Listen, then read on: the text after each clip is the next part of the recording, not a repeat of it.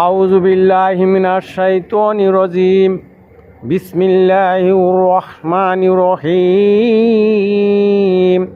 আল্লাহ পাক রব্বুল আলামিন কোরআনুল কারীম ইরশাদ করেন, ওয়াত্তাকু ইয়াওমাল লা তাযী নাফসুন আন নাফসিন শাইআ ওয়া লা ইউকবালু মিনহা আদলু ওয়া লা তানফাউহা শাফাআতু ওয়া লাহুম ইউনসারুন। আর সেই দিনকে ভয় করো যেদিন কেউ কারো কোনো উপকারে আসবে না, আর কারো কাছ থেকে কোনো বিনিময় গ্রহণ করা হবে না, কারো সুপারিশ কারো কোনো কাজে আসবে না,